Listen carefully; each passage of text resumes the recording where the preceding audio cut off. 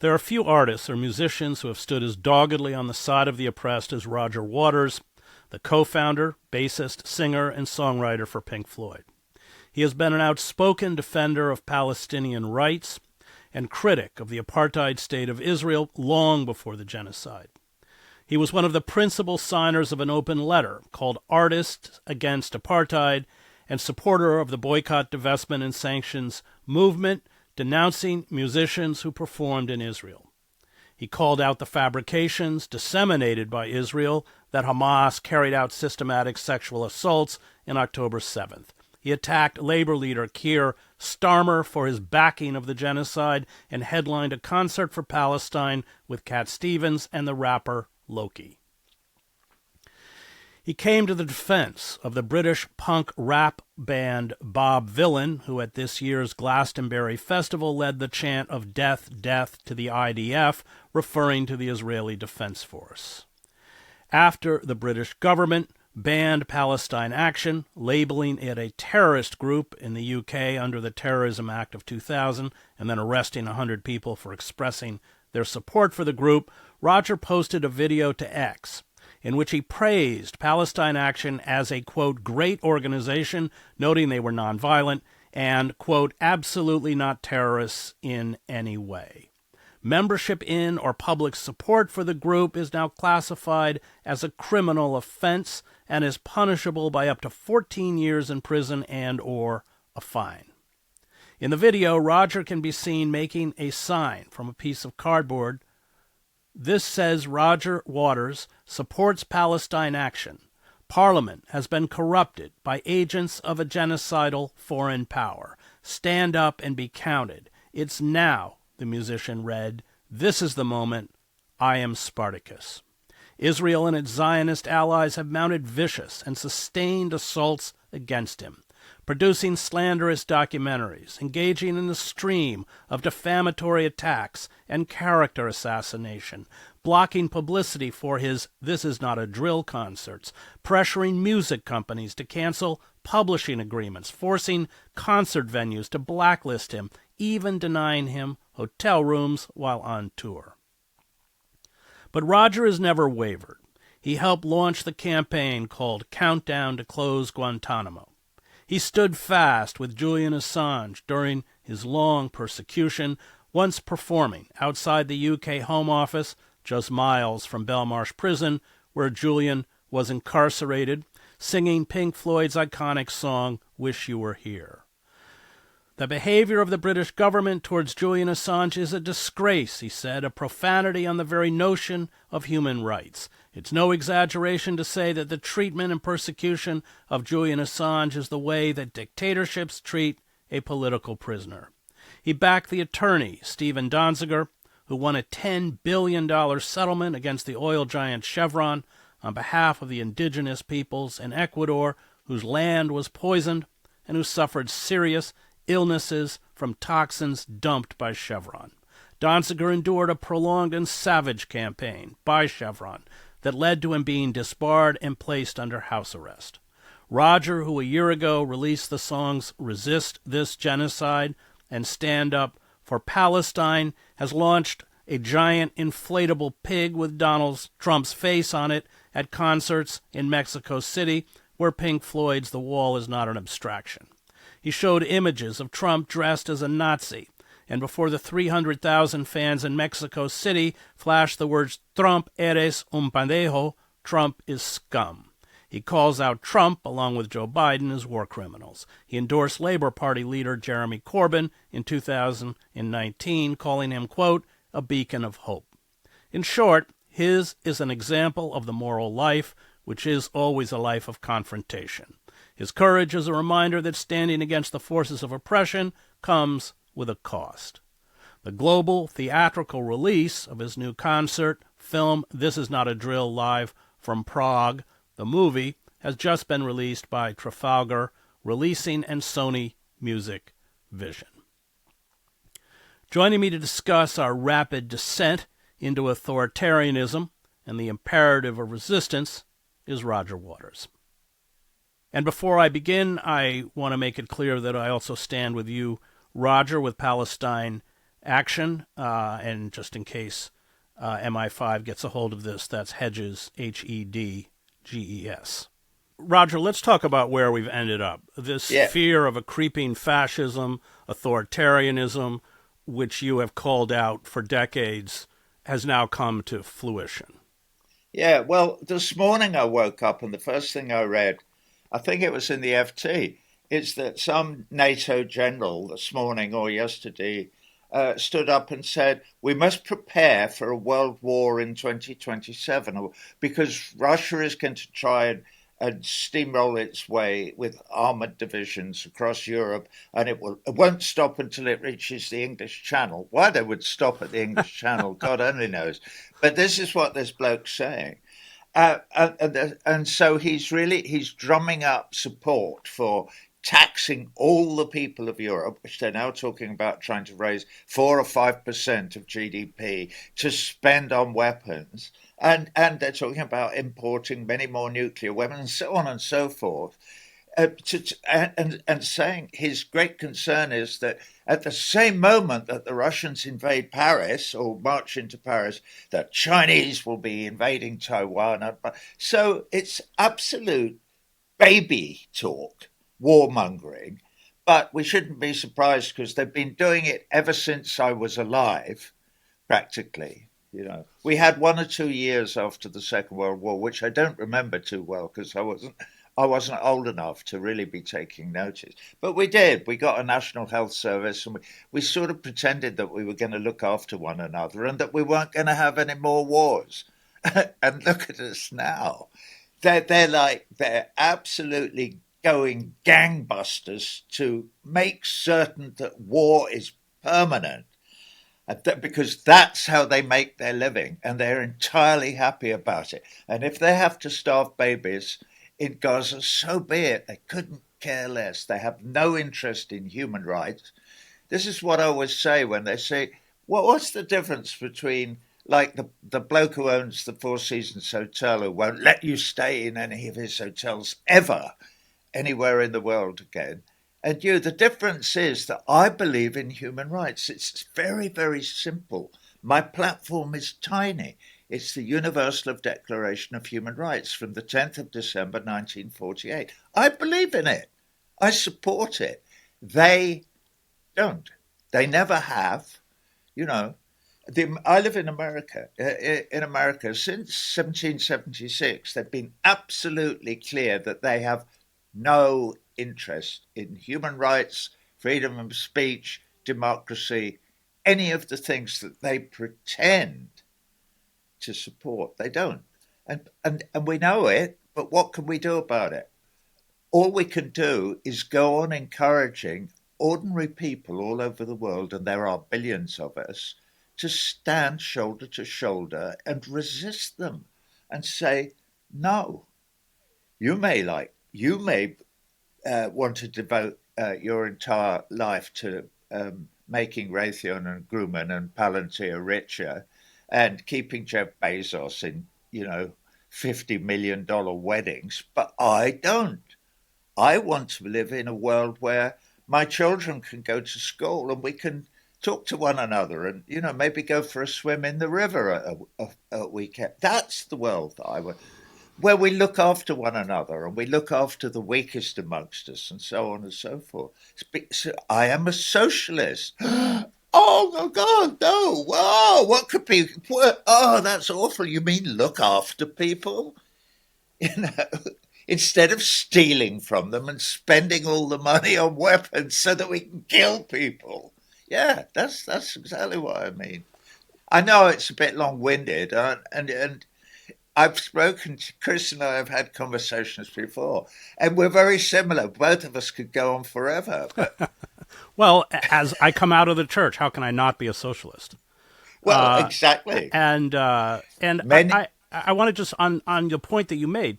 This is the brilliance of Howard Zinn's A People's History of the United States. He showed that all of the gains that were made for working men and women, for people of color, for women, were done because of movements that fought against the dominant centers of power to open up space in our democracy, which is why, of course, they hate Zinn, why they're canceling him. Trump denounced him by name, not that he's read him, of course.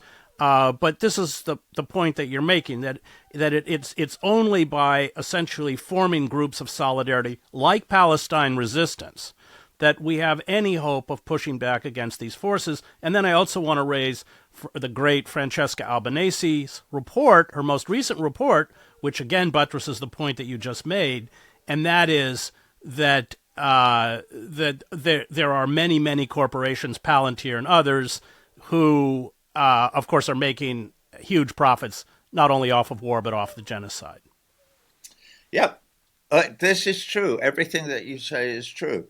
So the trick is to wake up in the morning and not throw your hands up in despair and shoot yourself or whatever, but to go, I know it's crazy that the world is like this. Clearly, the lunatics have taken over the asylum. Obviously, the Keir Starmers and Donald Trumps and Macrons, or in fact, almost all the world leaders in the West are criminally insane. And we should be looking after them on the National Health Service. They should be locked up in a loony bin with people going, there, Keir, calm down. You know, here's your pills for today. Just sit in the sun and be quiet. But they're not. They're running the world, and they're running it extremely badly. So all we can do is what you do and what I do, and keep organising and keep encouraging all those brave, wonderful people who go out every Saturday into the streets of London. Oh, that 83-year-old lady who was, arrested outside the High Court in London. And hats off to her, and how courageous and whatever. But so... And that's all we can do, or that's all we can do. Do you know what? The only thing I do, Chris, is I wake up in the morning and I go, I have to do one thing today, and I have to do it every single day. I have to do one thing, whether it's making a little video or doing this show with you or whatever. Any opportunity that I get, I will speak out.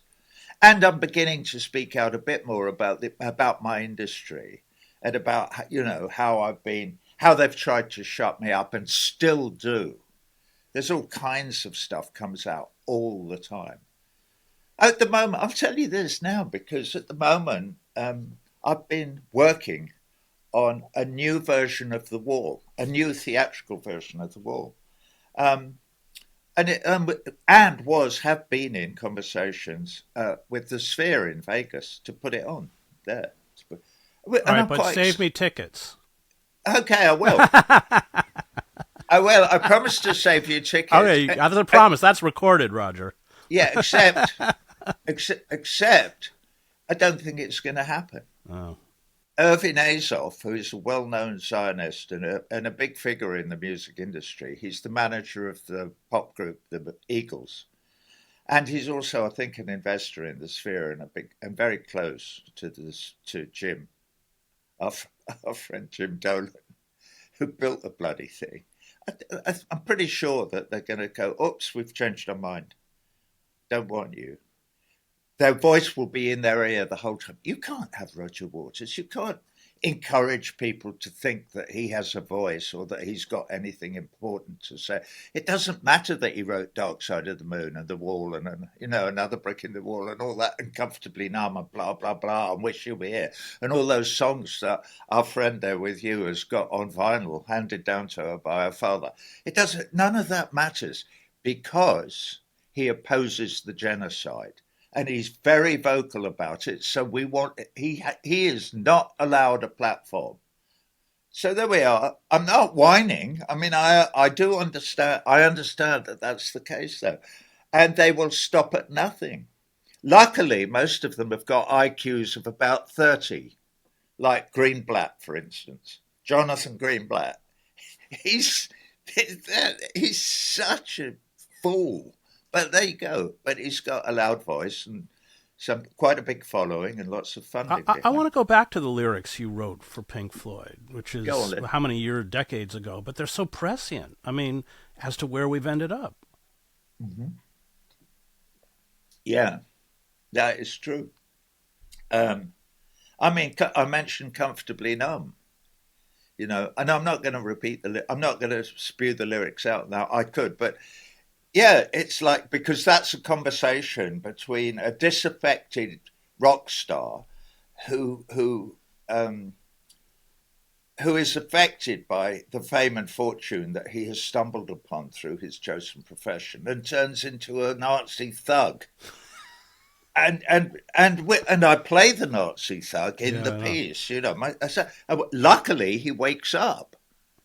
He goes, "Stop!" In fact, the film that I've just released, in it, at the end of the song in the flesh, no, at the end of "Run Like Hell," which I do two songs from the wall in the Nazi getup, and at the end of "Run Like Hell," where it goes, "Stop! I want to go." I'd stop. I take off and I make a speech, and the speech I make in the movie is about the fact that there's been a huge uproar because I juxtaposed the names of Anne Frank, who was a victim of the Nazis in where Holland, was it Holland or Yeah, I Poland? think it was Holland. Holland, right.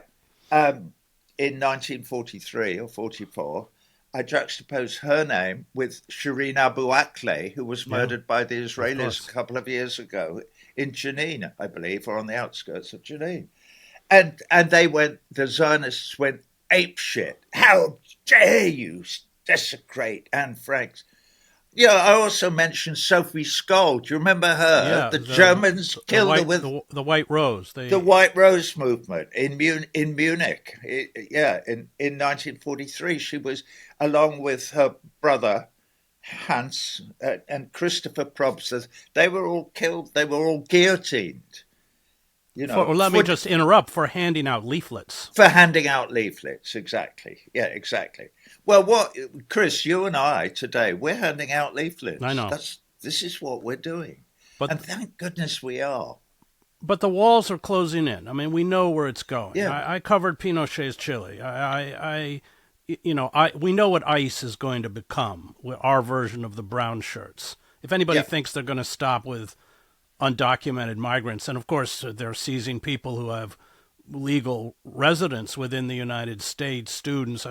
They just are utterly blind to the mechanisms of authoritarianism and history, and I think that's one of the things that I have written, about the death of the liberal class, empire of illusion. In many ways, in written form, what you've done musically, and signal this kind of warning. We can't allow this erosion of the open society because this is where we end up. And I know that you've been attacked for that, using that fascist uniform. But of course, that is the denouement of the assault that has been carried out in the name of neoliberalism and national security on our open society. Yes, it is. Yes, it is. And what struck me when I was listening to you talking there was thinking about Trump. Let's just say Trump, because he's the biggest of the leaders out there at the moment, leading this charge on everything. Trump is beyond ignorant in Yeah. every way, and he always was. He's always been monumentally stupid. He's a terrible businessman. Everybody knows. Nobody in New York will speak to Trump, particularly lawyers, because he never pays his bills. And he doesn't pay his contractors either. Well, there you go. So he never pays anybody. Yeah, right. He's an ignorant thug, and that is why he appeals to the MAGA crowd, I guess. They actually believe the slogan "Make America Great Again." America is becoming tiny and also a massive carbuncle on the potential beautiful face of the human race, of Homo sapiens. We have the potential to actually move into a future where we believe in love and truth, and we look after one another, and we refuse to murder one another. That's completely verboten in our brave new world. Okay, but they're not. They believe in no, no, no. Let's murder everybody. Let's starve children to death because we can make money, and that's all. That's all they care about is making a profit, and it's enshrined, sadly, in American law. You know, the only responsibility that the corporations have is to maximize the bottom line of the profits for their shareholders. It's capitalism at work, and capitalism could not be less interested in ordinary people, in Well, you. the other thing it does is inculcate within the society a culture of fear. So you have the internal and the external enemy. Look, I mean, you've raised this point many times, but it's about creating fear, even if that enemy is a phantom. The way we've demonized hardworking immigrants who make $14,000 a year and work 10, 12 hours a day, that has become a mechanism by which they will create this police state, which will affect all of us the same way they have weaponized anti-Semitism as a way to shut down free speech. These are all tropes. These are all mechanisms. The idea that, Trump cares about anti-Semitism is patently absurd. But it's about profit, but it's also about fear. Yeah. Yeah, well, it's the exercise of control. You need to create an atmosphere of fear in the people. And I confess, Chris, that they've almost achieved it with me saying, if you come back to England, we're going to lock you up for 14 years, or we have the legal right to. It's now the law of the land. And so I can sit here as long as I want and go, but the law is an ass, just like it was an ass when it locked Julian Assange up. Thank goodness he eventually managed to do a deal and escaped, back to Australia and is back in society with us now. But for them to corrupt the legal process like that's why I did my piece of cardboard on that Saturday morning, July the 5th, 2025. That was my Independence Day. I am independent from the government of the United Kingdom because the government of the United Kingdom is a fascist cesspit. And so we have to stand up against it. Whether I'll go back and go to prison like a good, resistor, I've no idea. But it remains to be seen. Maybe. But we have to, though all those brilliantly brave, wonderful people who take to the streets, every Saturday they do it, and they certainly have done since October the 7th, 2023. And so, so there is hope. There is hope in my heart because I see all these wonderful people continuing to resist. And all I can do is cheer them on. Go for it and try and increase the volume of the voices in the crowd so that our voice gets louder and louder. And is it a vain hope? No, it's not a vain hope. This is, but has it ever succeeded before in the long term? No. They always seem to be able to get the Pinkerton men together in large enough numbers with enough six-shooters to shoot us down. So when we organise, that their only recourse is to shoot us down, to hire mercenaries to kill us. And that's what they're doing. This is what Trump stands for, and that's what they're trying to do now. And, Sumud, the perseverance in resistance to the occupation in Palestine that the Arab speakers engaged in their resistance against that occupation is a guiding beacon for all of us. But my God, what they're having to suffer now is unconscionable and it's extraordinary that 300 million Americans are not in the streets going, stop, not in my name. Well, they're not. Maybe 3 million are. But what about the other 297 million? Why aren't they in the streets going, no, this is not who I am? So, I don't know.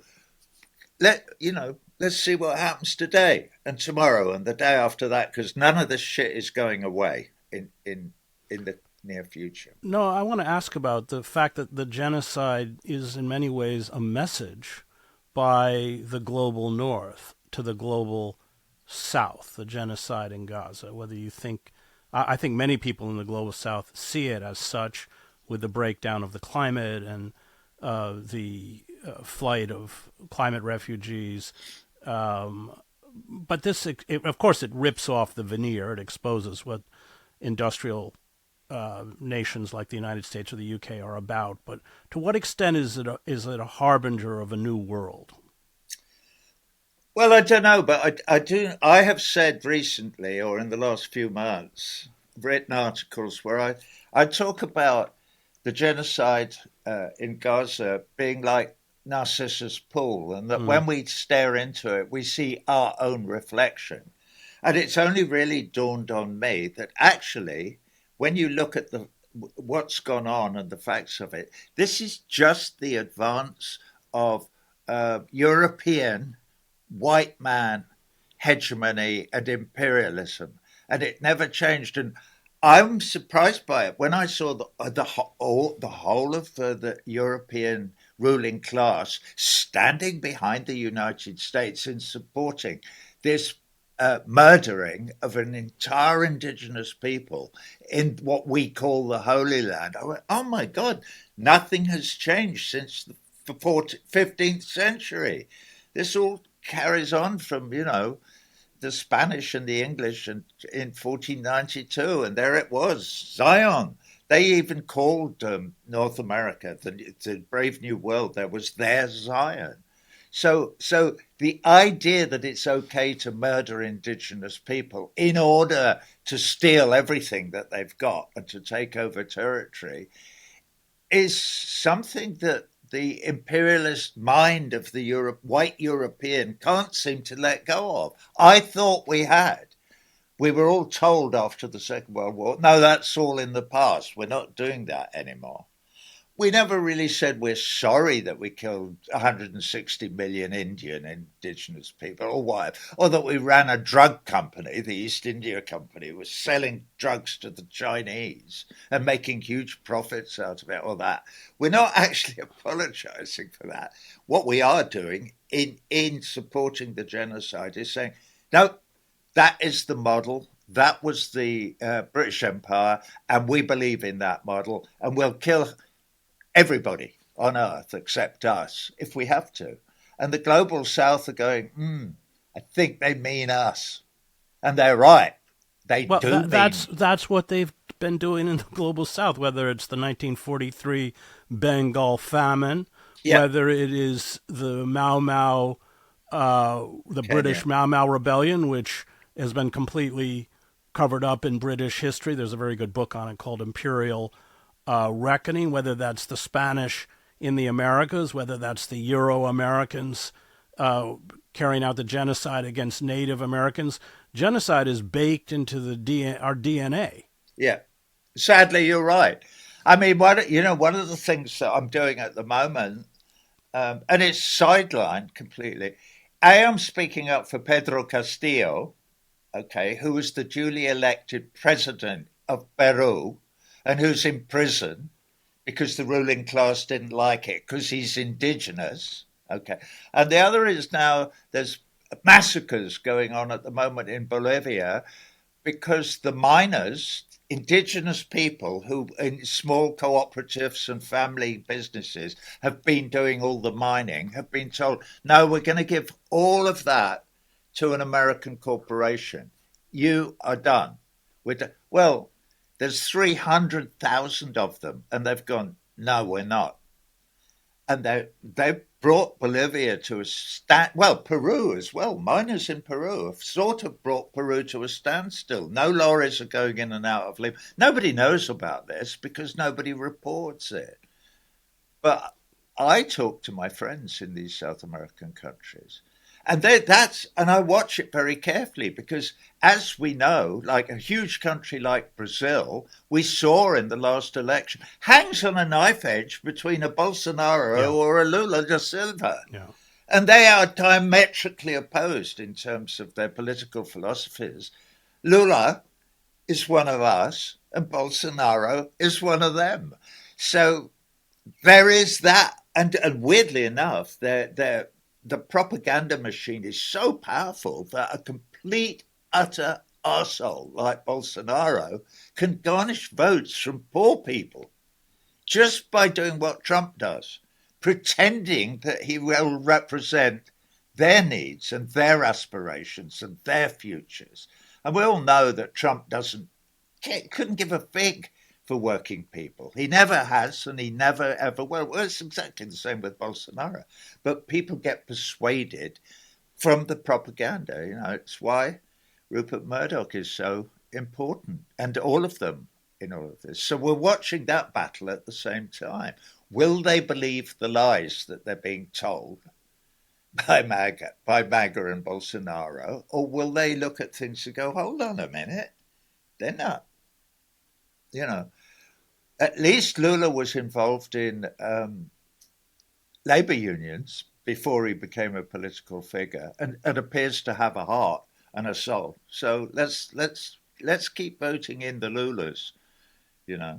Well, these demagogues like Trump, and so you have, I mean, in some ways, I don't know if you feel the same way. I hate the liberals like Starmer, Tony Blair even more, because with an Orban or a Trump, you get, that they are, they kind of advertise their thuggishness, and but these liberals, my friend Glenn Ford used to call them the more effective evil, the Democratic Party, because they mask it. I mean, you've called out Starmer, you've called out Blair.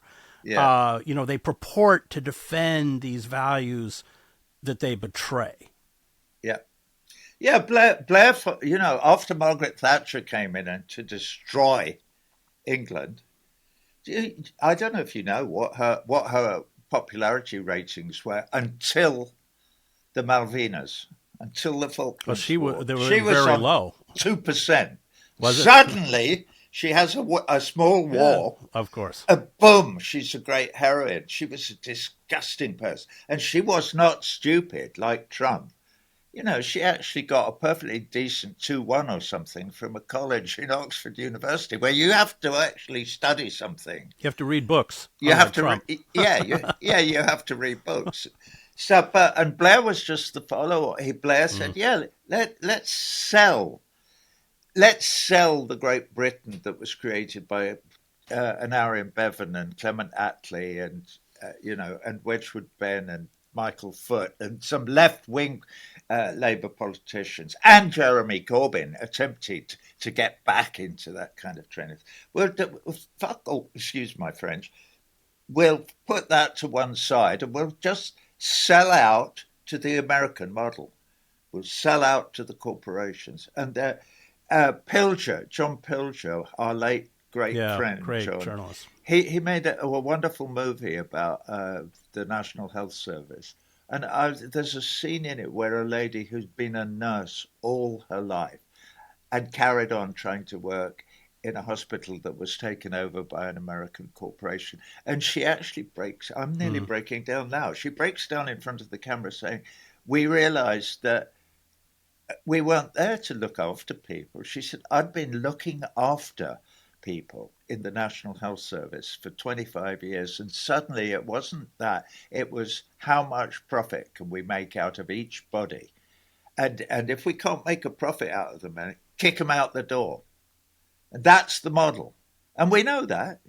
You don't have to live in North America very long to understand that is how it works. And the only people who are profiting or making are the insurance companies and Big Pharma.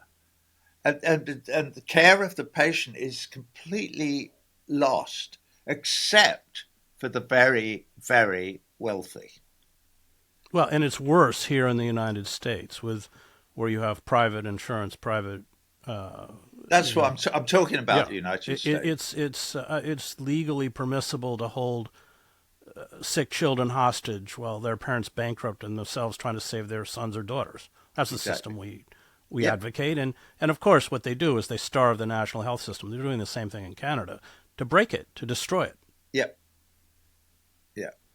So this comes back, Chris, to ordinary people standing shoulder to shoulder from the river to the sea, sumud. perseverance, steadfast perseverance is what the word samud means.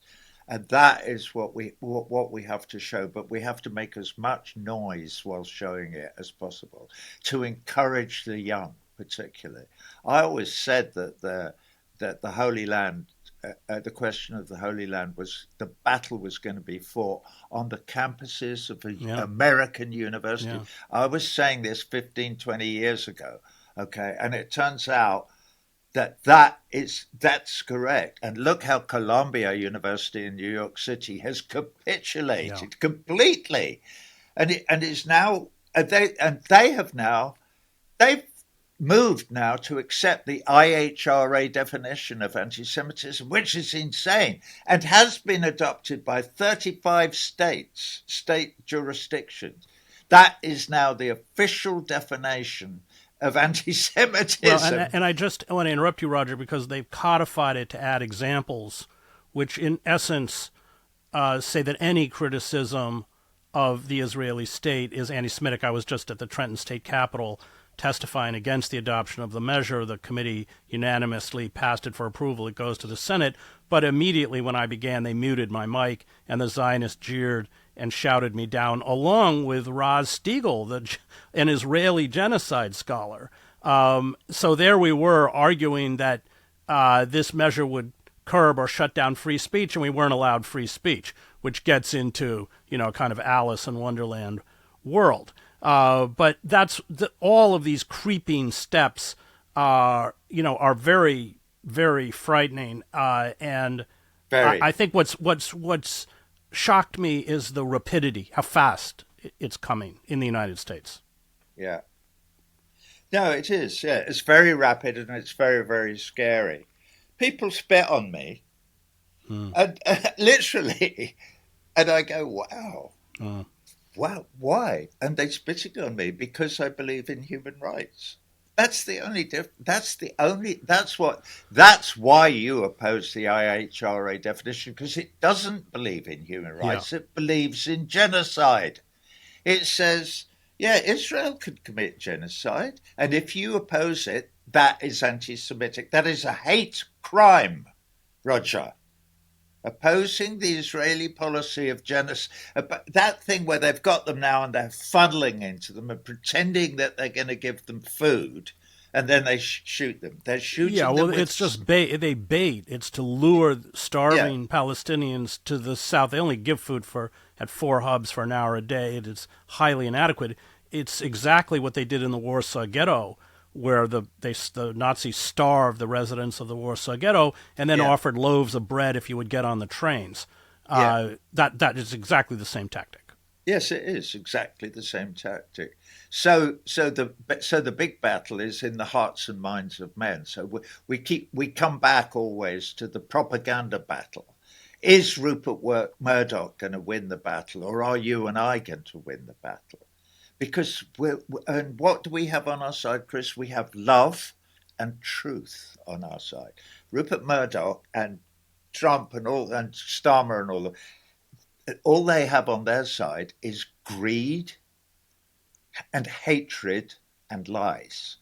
So you would think that you understand then why billions of people all over the global south, but all over the West as well, are going, nada más, nada más. They see ordinary people, they can tell the difference between love and hate. Yeah. I know they can. I get emotional even talking about it. Well, I knew Václav Havel. I covered the Velvet Revolution. I was in the Magic Lantern Theater with him every night. And he talked about this, which is really what you're saying, is he called it living in truth. But living in truth, if you hold fast to that truth, is terrifying to these despotic centers of power because it exposes who they really are. And if they can't intimidate or cow you to be silent, then they'll physically silence you. Yep. I want to talk, just when we close here, you mentioned it, and I agree with you. The empire always wins. As a former divinity student who watched Jesus Christ get abandoned by all his friends, turned on by the mob, and killed as an insurrectionist by the state. That was the message. and yet we must fight anyway. If not just to slow the process, but also to keep alive another way of living, another orientation to the world. Vasily Grossman writes about this quite eloquently, as kindness in these despotic times being acts of subversion, and he writes at the end of this beautiful passage that if they can't crush even a small kernel of kindness, which is what these systems attempt to do, then evil will never be conquered. This gets into maybe a more theological or existential discussion, but it's one I believe in. It's one I think you believe as well, that it's important for us to keep these powers alive regardless of what happens to us as distinct individuals. Yeah, well, it's that's another interesting conversation, obviously, because I'm an atheist, you're not, and yet we love each other. Yeah. And we love our brothers and sisters. And for whatever the reasons may be, maybe it has something to do with our parents, because your father was a preacher, right? Yes. Yeah. And my mother was an atheist, but she was communist and a socialist and all of those. So she and my father, who died fighting the Nazis, they inculcated into me a sense of responsibility and love for my fellow human beings. Your father did the same with you, and it's a different, it's a different route and it's a different journey. But the result is the same thing. You and I, Chris, both work tirelessly for love and truth. And there ain't nothing that's going to change that. And if we go down fighting, we go down fighting. But we have love in our hearts, and so do millions and millions of us. And if I get emotional, it's because I feel for those millions. I can see, and people sometimes when I meet them, they get hold of my hand. And there was one guy at a gig 20 years ago, or I don't know when it was, some gig, when I had veterans coming to the show every night. Every night I would have 10 veterans, and I would always invite them to come with a helper, either a loved one or whatever, because often they can't, they've got so much PTSD, they can't go out on their own. It's too scary. And they would come to the show and I would go and see them halfway through the show and just say hello and chat a bit. And they go, oh, oops, I've got to go and do Hey You now. It was during the wall shows. Right. Okay. And so I was leaving one time and an older bloke, he must have been a Vietnam vet, because most of them are Afghanistan and Iraq and whatever. Awful injuries. Anyway, that doesn't matter. This older bloke, as I was going, he put his hand out, so I shook his hand. He wouldn't let go. I went, I've got to go on stage now. We're just about to do Hey You. It's the second. And he held and he wouldn't let go. And so I relaxed a bit and I let him hold my hand. And then he looked me in the eyes like that, piercing. And he said, your father would be proud of you. Oh. I mean, I'm crying now because I just thought, fucking hell, wow, what an amazing moment. And it was an amazing moment, and I'll never forget him, and I'll never forget that. But yeah, we can hand this from generation to generation. You can hand love and truth down to the next generation. And your primary responsibility in life is to do exactly that and to not give in to the monsters, Trumps and Starmers of this world. And Roger, and Roger, that's the resurrection. I mean, I always say that it's my voice, but it's my Father's words. It's your music. Or your lyrics, but they're your father's words, who was, I want to say, as I understand it, a Christian and a member of the Communist Party. Yeah. Bless him. Yeah, he was. He was at the beginning of the war, he was Conchi because of his Christianity, his devotion to, is it the sixth commandment, thou shalt not kill. Exactly. So he said no. And then he started to get organized and he drove an ambulance through the Blitz and all of that. And at a certain point, he joined the Communist Party. And then he realized that the need to fight the Nazis trumped his love for Jesus. And so he went back and volunteered. Oh, jolly good. This chap's got a degree. He's officer material. So he was basic training, officer training, commissioned, second lieutenant, dead.